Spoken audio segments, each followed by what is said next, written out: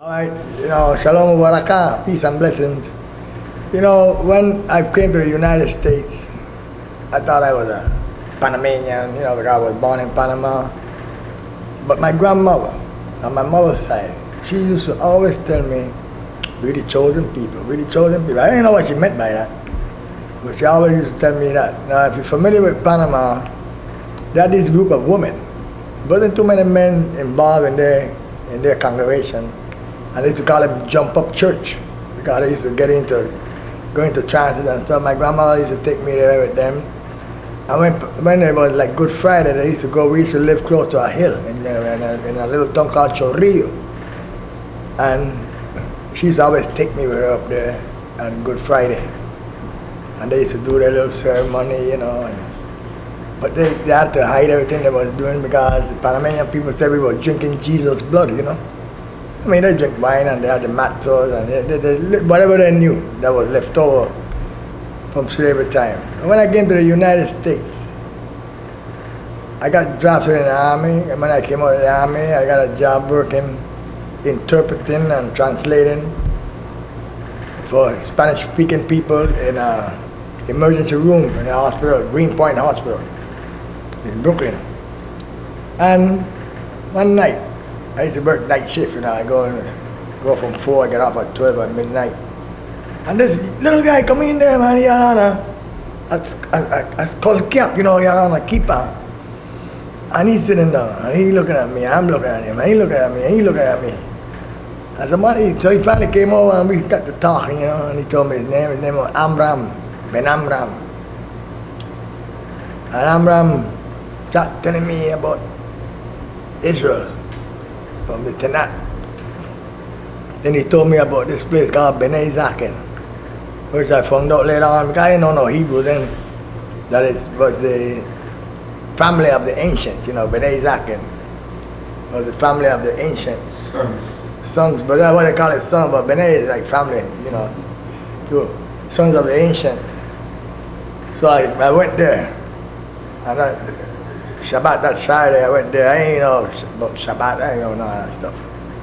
And when I heard this, Prince YAACOV, he came up, little tiny looking man, he got to talking, and then there was another brother, Baruch. But the musician, he was a cook and he was a good musician. And Baruch came and he talked, and then I started going to that place, man. Then finally I met Yerubal. And Yerubal is the one that got me into the Hebrew, see? But it's like something inside of me, and it's probably inside of many of you, that there was something missing in our life, and we finally found it. When we found out that we are really the true children of Israel. We are the true children of Israel. And they can't stop this. And when I started studying this book, and I started studying this language, and I started to learn, there is nothing that could move me away from this, nothing. Because I know it's absolute truth. I remember when I lived here in Brooklyn, these Hasidic Jews, that's why they call them Hasidics, the righteous, the pious ones, the holy ones. And they had this place up on Eastern Parkway, where they used to read the Talmud and stuff, And so they invited me to come up there. I have never read no Talmud. Not one Talmud have I read.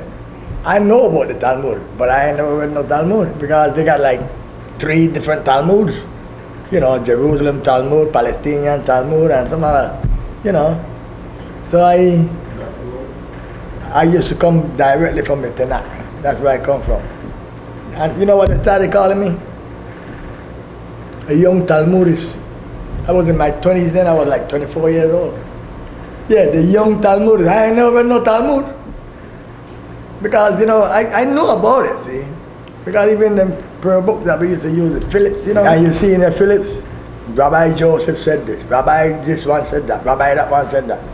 All the different interpretations from these men, That's not written in our book. It's not written there. That's why we became a danger to these people, see? excuse me, we became a danger to them. Because we came directly from the Tanakh. We didn't read their books. We didn't go by their interpretations. The only reason I read their book was to see how much truth was in it, and all I found was a bunch of lies. A bunch of lies. Like I met in the hospital where I used to work too. There was this doctor in it, you know, and he was Jewish, you know. And when I see, he wasn't there. He wasn't working there when I was working there before I knew this way. And when I found out this way, and I started going my bed, and I used to wear a turban to work and everything, and people want to know what's wrong with me, especially the black ones. I print my name on there. I say, don't call me Mr. Blackett no more. That's not my name. Yeah. My name is B-A-R-A-K. And if you don't call me by my name, I'm not paying you no attention. But what kind of funny name is that? I say, yeah, it's funny, all right. I say, yeah, it's a funny name. To you, it's funny. Not to me. And they got used to it. They got used to it. And they got used to it. And now everybody was calling me Barak. Barak. Mr. Barak, Mr. Barak, Mr. Barak. And there was all, then Dr. Ennick, right? I quit my job when this guy gave us a house, a 4-story apartment building. But you know, Who gave you a house? an old Jewish guy. He gave it to Ben Zaken, right? Right. The thing like Ben Zaken was the leader, you know. About what year was that? Do you remember? That was like in 70, no, but they're like middle 70s. 67, 68, around there, yeah. 67, 68. Yeah, around that time, yeah. Then after Ben Zaken, where did you go? I went to Ashaba Yisrael. Shabbat Yisrael. Yeah, I went to Ashaba Yisrael. I used to go.